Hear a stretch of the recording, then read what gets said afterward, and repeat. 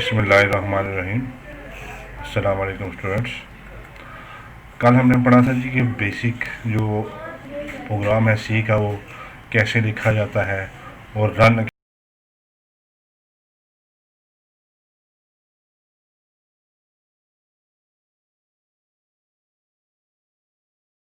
कैसे किया जाता है। आज हम पढ़ेंगे कि what do you know about the C statement. C की जो स्टेटमेंट क्या होती है, क्या चीज़ होती है।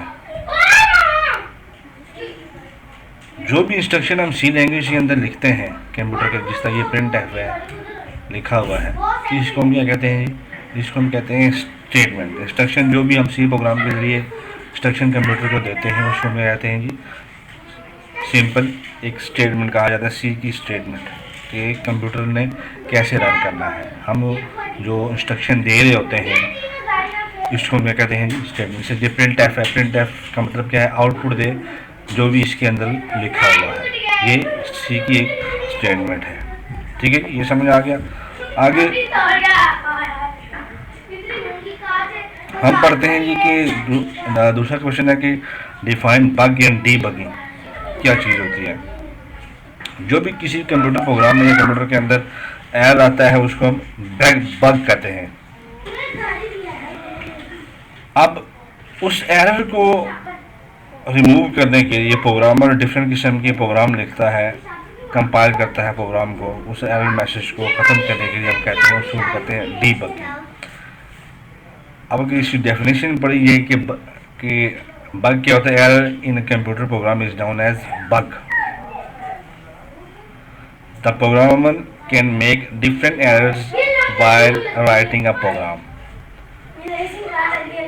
Program cannot be compiled if it contains any syntax error. अब सिंटैक्स एरर क्या होता है?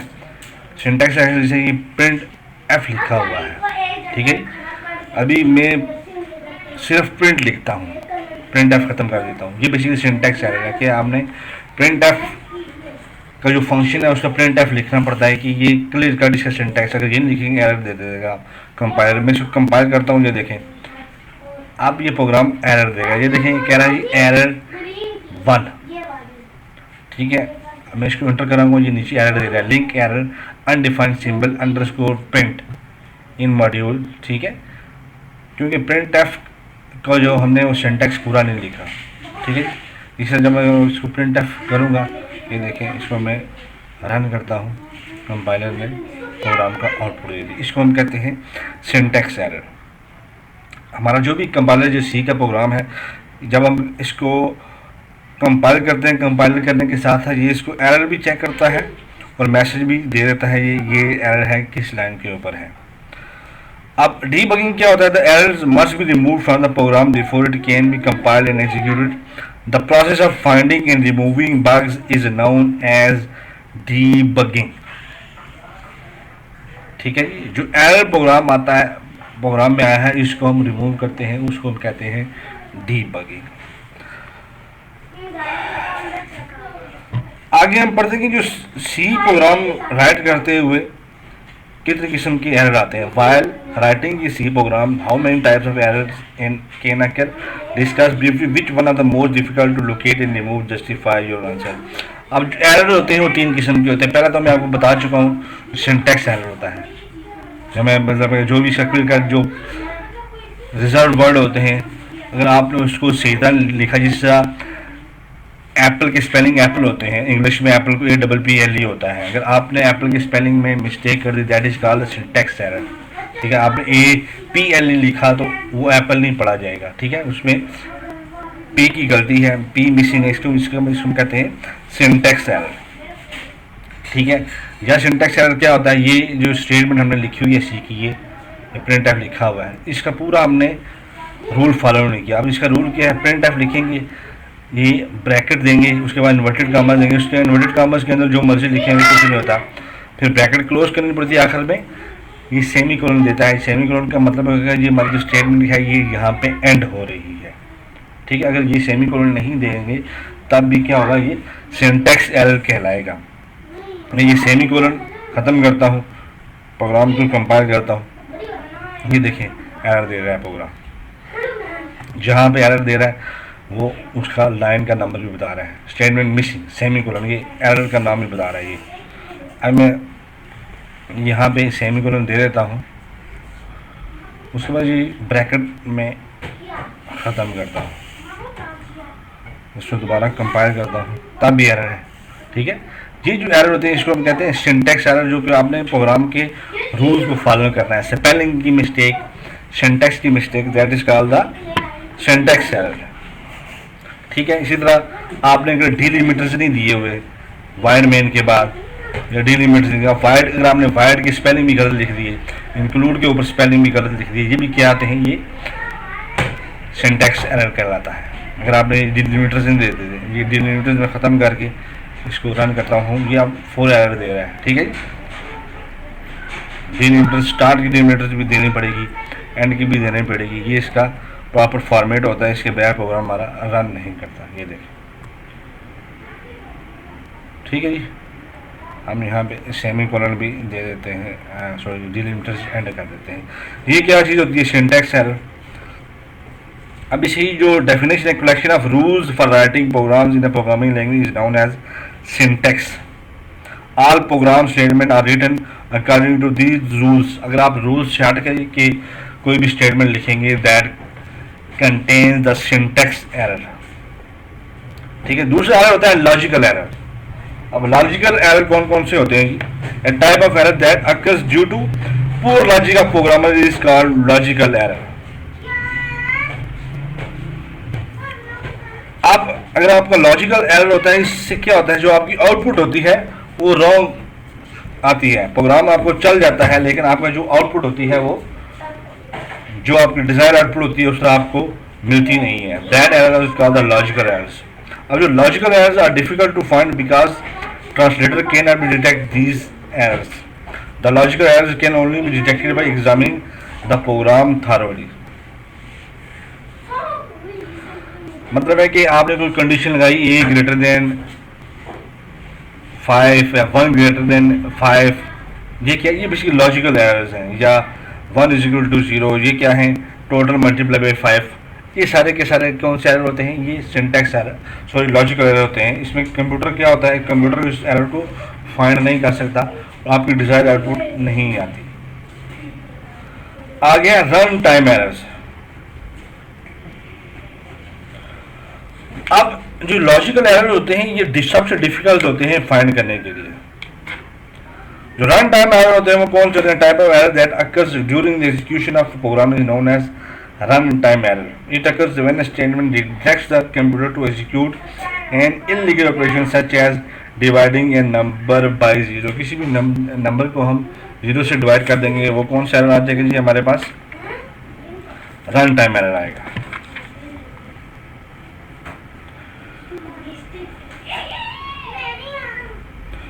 अब मोस्ट डिफिकल्ट एरर कौन सा है फाइंड करने के लिए? The most difficult type of error is logical error for the following reason. It can not be detected by the compiler, it does not crash the program, that is why it is difficult to detect. A user needs to review the whole program and find out the logical error. It may be a lot of time to detect the logical errors. ठीक है जी, ये हमने आज programme पढ़ा है। ये topics हमने cover किए हैं कि सी की स्टेटमेंट क्या होती है, what do you know about the C, define bug and debugging. उसके बाद एरर्स कितने किस्म के होते हैं, वो सबसे डिफिकल्ट एरर कौन सा होता है। एरर्स 3 किस्म के होते हैं, syntax error, logical error and run time error होते हैं। आप इसके अंदर मैंने आपको सिंटैक्स एरर बता दिया। लॉजिकल एरर वो होते हैं, वो मैंने आपको बता दिया, किसी नंबर को आपने ग्रेटर कर दिया, जैसे 1 ग्रेटर देन 5। ये एक्चुअली गलत है, लेकिन कंपाइलर इसको डिटेक्ट नहीं कर सकता। सबसे मोस्ट डिफिकल्ट जो एरर होता है वो कौन सा होता है जी? लॉजिकल एरर होता है। रन टाइम एरर मैंने आपको बता दिया कि रन टाइम एरर कौन सा होता है। आगे बढ़ते हैं जी। ये हमारा जो चैप्टर है ऑलमोस्ट ख़त्म हो चुकी। इसके अंदर से कुछ टॉपिक रहते हैं, discuss some debugging features of turbo C++। अब बेसिकली जो स्टेप्स होते हैं डीबगिंग मैंने बता दिया डीबगिंग क्या होती है कि हमने एरर को फाइंड करके इसको रिमूव करने को हम कहते हैं डीबगिंग। अब डीबगिंग जो टर्बो सी में होती है वो आप सिंगल स्टेप के डिफरेंट 4 जो तरीके उनसे कर सकते हैं। नंबर 1 है सिंगल स्टेपिंग, नंबर 2 है वॉचेस, नंबर 3 है ब्रेक पॉइंट्स है, नंबर 4 है एवेलुएट मॉडिफाइड विंडो। एरर्स की जो भी डीबगिंग है जो आप जो प्रोग्राम करते जाएंगे आपको आती जाएगी। हम ये इसको साथ साथ आगे पढ़ते रहेंगे, एरर हम कैसे फाइंड कर सकते हैं, डीबगिंग हम कैसे कर सकते हैं। इस चैप्टर के अंदर जो भी इम्पोर्टेंट क्वेश्चंस हैं वो मैं आपको व्हाट्सएप कर दूंगा, वो आप लोग देख लीजिएगा। बाकी इसके एमसीक्यूज आपने देख लेने हैं, चैप्टर के ट्रू एंड फॉल्स देख लेने हैं। आगे हम चलते हैं चैप्टर नंबर 9 के ऊपर, वो है एलिमेंट्स ऑफ सी।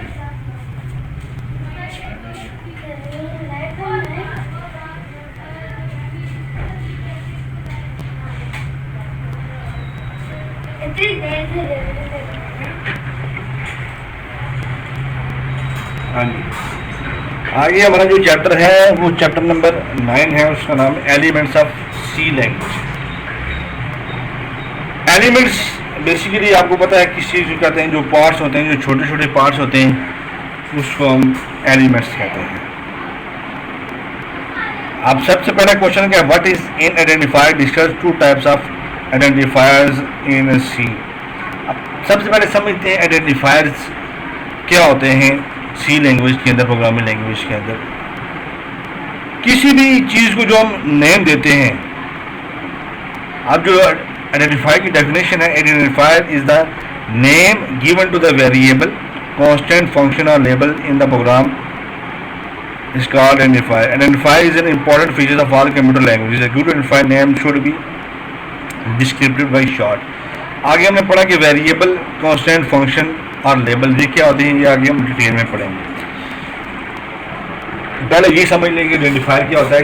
आइडेंटिफायर किसी भी स्टेटमेंट को, किसी भी वेरिएबल को, किसी भी कांस्टेंट को जो नाम दिया जाता है उसको हम कहते हैं आइडेंटिफायर। अब इसके भी रूल्स होते हैं कुछ आइडेंटिफायर देने के।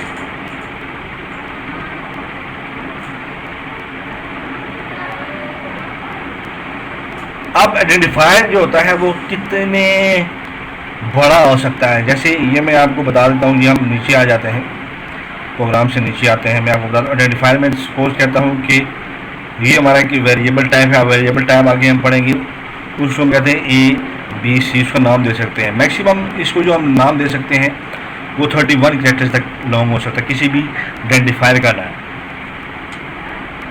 ठीक है। ये इंटीजर है, वेरिएबल है, उसका नाम सपोज हम कश्मीर देते हैं। इसके जो कैरेक्टर्स होते हैं मैक्सिमम 31 तक हो सकते हैं, इससे ज़्यादा नहीं हो सकती। अगर आप 31 से ज़्यादा रखेंगे कैरेक्टर्स, वो कंपाइलर से पहले 31 कैरेक्टर्स को पढ़ेगा, बाकियों को इग्नोर कर देगा। अब इसके रूल्स क्या है, the first character must be N alphabet और अंडरस्कोर, ठीक है। जो पहला कैरेक्टर है या तो आप अल्फ़ाबेट रख सकते हैं या अंडरस्कोर रख सकते हैं। आप अंडरस्कोर इस तरह रख सकते हैं, अंडरस्कोर लिख के हम कश्मीर लिख सकते हैं, ठीक है। या हम जिस तरह मैंने आपको बताया था कश्मीर रख सकते हैं, कश्मीर, या आप अल्फ़ाबेटिक रखेंगे या कश्मीर रखेंगे। The identifier name must consist of only alphabetic characters, digits और अंडरस्कोर, ठीक है। ये कंबाइन हो सकता है, मतलब है हम के 1 2 3 4 लिख सकते हैं आगे, ऐसे ऐसे करके हम अंडरस्कोर दे के, ठीक है। इस तरह हम आइडेंटिफायर के नाम दे सकते हैं, काश अंडरस्कोर पाकिस्तान करके हम आइडेंटिफायर का नाम दे सकते हैं। तीसरा जो word, the reserve word can not B use identifier. Reserve word कौन से होते हैं, जिसके प्री डिफाइंड मीनिंग होते हैं किसी भी लैंग्वेज के अंदर, जिस तरह के ऊपर लिखा हुआ है प्रिंट एफ क्या है, रिजर्व वर्ड है। इस नाम का हम आइडेंटिफायर नहीं रख सकते। जैसे गेट सी एच है, ये क्या है, रिजर्व वर्ड है। New dot H reserve word है, और भी बहुत सारे रिजर्व वर्ड हैं, वो आगे हम पढ़ेंगे कितने होते हैं रिजर्व वर्ड, कितने किस्म के होते हैं। बेसिकली 32 रिजर्व वर्ड होते हैं सी लैंग्वेज के अंदर। इससे रिजर्व वर्ड को हम आइडेंटिफायर का नाम नहीं दे सकते। टाइप्स ऑफ आइडेंटिफायर्स कौन कौन सी होती हैं, टाइप्स कितनी होती हैं? दो तरह की आइडेंटिफायर की टाइप होती है, एक होते हैं स्टैंडर्ड आइडेंटिफायर, एक होते हैं यूजर डिफाइंड आइडेंटिफायर्स। जो स्टैंडर्ड आइडेंटिफायर होते हैं, type of identifier that has special meaning is known as standard identifier. C can not use standard identifier for its original purpose if it is redefined. जैसे printf, scan मैंने आपको बता दिए हैं, ये कौन है? ये स्टैंडर्ड आइडेंटिफायर्स हैं, इसको हम सिर्फ स्टैंडर्ड्स के ऊपर यूज़ कर सकते हैं, यूज़र अपने लिए यूज़ नहीं कर सकता, मतलब आपने प्री डिफाइंड मीनिंग के लिए यूज़ नहीं कर सकता। स्टैंडर्ड आइडेंटिफायर्स की स्पेसिफिक मीनिंग होती है, जैसे प्रिंट एफ है, प्रिंट एफ का स्पेसिफिक मीनिंग है, ये आउटपुट दिखाता है। उसके बाद स्कैन एफ, स्कैन एफ होता है, स्कैन एफ क्या बताता है जी? हमें हम इनपुट ले सकते हैं यूज़र से। These are the names of input and output function defined in standard input output libraries. इनकी डेफिनेशन ये स्टैंडर्ड stdio.h हेडर फाइल होती है, इसके अंदर पड़ी होती है printf and scanf की। ये आगे हम डिटेल में पढ़ेंगे। उसके बाद होता है number 2, user defined identifiers. A type of identifier that is defined by the programmer to access memory location is known as user-defined identifier. The user-defined identifiers are used to store data in programs and result. जो भी data हम save करते हैं वो basically variables के अंदर होता है। वेरिएबल्स को हमने आइडेंटिफाई के एक स्पेसिफिक नाम देते हो, आगे अब पढ़ेंगे। जैसे एक आइडेंटिफायर है एज, एज आइडेंटिफायर है, एज के अंदर हम एज ही देंगे। डेट एक आइडेंटिफायर है, डेट के अंदर हम सिर्फ डेट ही दे सकते हैं और कुछ नहीं देंगे। इसी तरह मार्क्स है, मार्क्स के अंदर हम क्या देंगे? मार्क्स ही देंगे, कुछ और जब मतलब है कि पाकिस्तान वगैरह नहीं दे सकते। आगे क्वेश्चन है, what do you know about the keywords of C language? C language के कीवर्ड्स क्या होते हैं, कितनी किस्म के होते हैं? कीवर्ड्स की डेफिनेशन क्या है? Keyword is a word in C language that has predefined meaning and purpose. The meaning and purpose of keyword is defined by the developer of the language, it can not be change or predefined by the user. जो keywords होते हैं या हम जिनको हम standard identifiers कहते हैं, उनके स्पेसिफिक मीनिंग होते हैं। कोई भी प्रोग्रामर इनको चेंज नहीं कर सकता, क्योंकि जो सी के ओनर होते हैं, जो लैंग्वेज के ओनर होते हैं, उन्होंने इसके स्पेसिफिक मीनिंग रखे होते हैं। ठीक है। अब सी के अंदर बेसिकली 32 रिजर्व वर्ड या की वर्ड होते हैं। इनमें कुछ मैं आपको बता देता हूँ, बाकी आपकी बुक के पेज नंबर 199 के ऊपर लिखे हुए हैं। जैसे ऑटो है, डू है, goto, signed, unsigned, break, case, character, etcetera, काफ़ी सारे रिजर्व वर्ड लिखे हुए हैं इसके अंदर।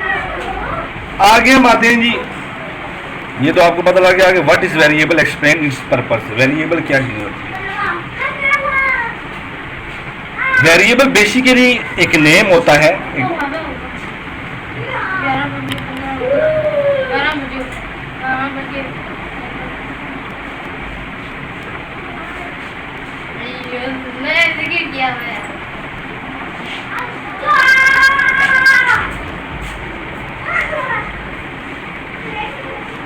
Variable basically name memory location होती है।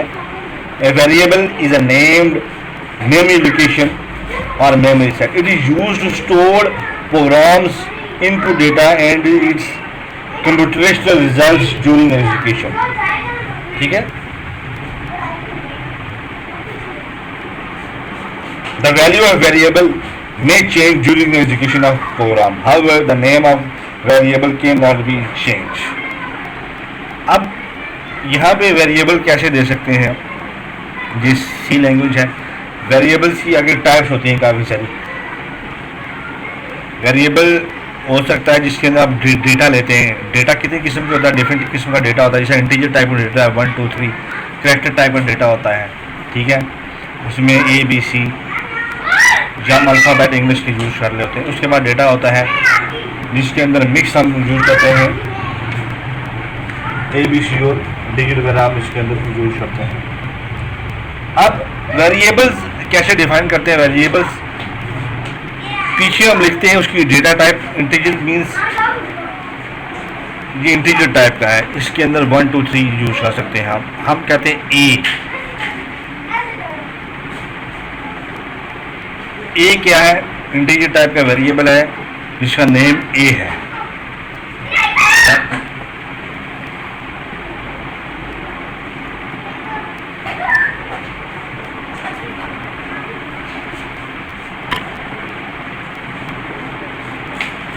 जब हम प्रोग्राम रन करते हैं तो वेरिएबल क्रिएट हो जाता है कहाँ में जाके, रैम के अंदर, मेमोरी के अंदर होता है। जो भी प्रोग्राम हम रन करते हैं, देखें जो प्रोग्राम रन करते हैं वो कहाँ पर रन होता है, वो बेसिकली मेमोरी के अंदर रन होता है। ठीक है जी, इसको हम यहाँ पे नहीं करते, इसको हम ऊपर करेंगे।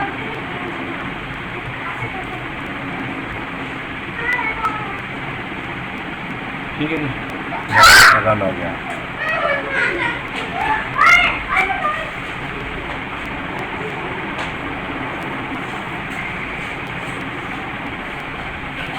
जो भी डेटा मेमोरी के अंदर, सॉरी वेरिएबल के अंदर स्टोर होता है वो टेम्परेरी बेसिस के ऊपर होता है। जैसे हम डेटा हम कैसे स्टोर करेंगे आगे हम पढ़ेंगे वेरिएबल्स का, पहले आप वेरिएबल समझ लें। वेरिएबल जो होता है वो नेम ऑफ वेरिएबल होता है, refers to identifier that represents memory location. Address of variable it refers to the memory location of the variable. Contents of variable it refers to the value of stored in a memory location referred by the variable। ये integer a क्या है, ए क्या है, variable का name है। अब address of variable क्या होगा, जब हम लोकेशन के अंदर जो भी हम स्टोर करेंगे उस कंप्यूटर की मेमोरी के अंदर, कंटेंट्स होते हैं वो मेमोरी के अंदर जाके स्टोर होते हैं। वो कैसे होंगे आगे हम देखेंगे इसके ऊपर। अब वेरिएबल डिक्लेयर या इनिशियलाइज करने के रूल्स होते हैं कुछ।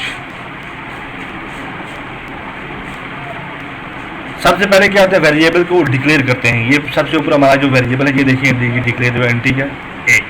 The process of specifying the variable name and its type is called variable declaration. A क्या है, वेरिएबल है। अब इस वेरिएबल की डेटा टाइप क्या है, इंटीजर है। ये पीछे जो लिखी हुई है ये क्या है, इसकी डेटा टाइप है, दैट इज कॉल्ड इंटीजर। ए क्या है, वेरिएबल का नाम है। इंटीजर क्या है, INT, ये इसकी डेटा टाइप है। ये प्रोग्राम